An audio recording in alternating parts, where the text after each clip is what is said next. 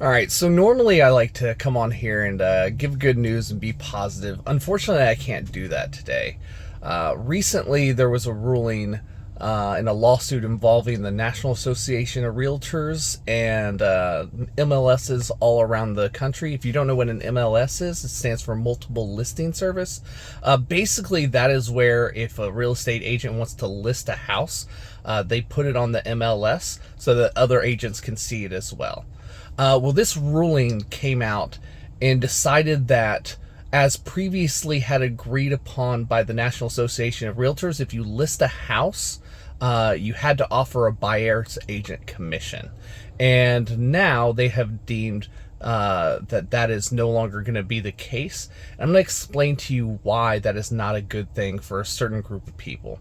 So basically, if I as an agent decide to list a house and that house goes on the market, I have to be willing to offer the buyer's agent, if that buyer has an agent, a certain commission towards the cost of the sale of the house, in order to incentivize them to bring their client there, and also to make sure that it's easier for a buyer to be able to afford an agent. Because a lot of times when you're a buyer who doesn't have a house, you're a first-time home buyer, you don't have an extra, several thousands dollars to be able to, use a buyer's agent and pay for them out of pocket. And this allowed for that to still be able to happen.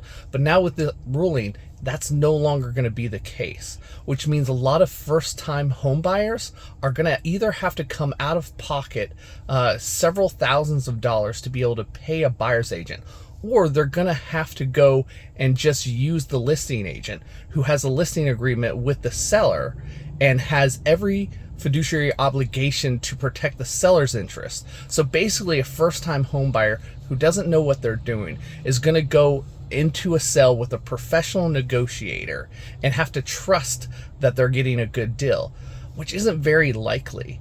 And the reality is that a lot of things that happen in the home buying process are complicated. If you don't know a good inspector, for example, then the likelihood that you're going to find out that there's something substantially wrong with your house that's going to cost you a ton of money is very high. If you don't have that kind of protection, if you don't know all the laws, if you don't know the things that can protect you and ultimately make sure that you're getting to a good situation, you can end up in a really bad one. Now, if you're a seller, you might think, well, that's good. I shouldn't have to pay for a buyer's agent to compete against my own listing. And you know what? That's fair. What I'm simply talking about is the fact that this is going to make it a lot more difficult for buyers to be able to get into a house for the first time. So what's the big takeaway here if you're a first-time home buyer? Well, my recommendation would be to try to get your first house as soon as possible. This ruling doesn't actually take effect until the summer, so you still have some time to buy your first house and be able to be a home owner, which will put you in a huge advantage when you decide to sell your home. The biggest dividing line in this country between the wealthy and the poor is real estate ownership. And if you can get yourself into real estate ownership before laws change to make it more difficult for you, I would highly recommend to do that. But what questions do you guys have about real estate? Comment down below. If you are interested in getting yourself into a house, I encourage you to go to AskJeremySC.com to check one out. That's SC as in South Carolina. Thanks, guys.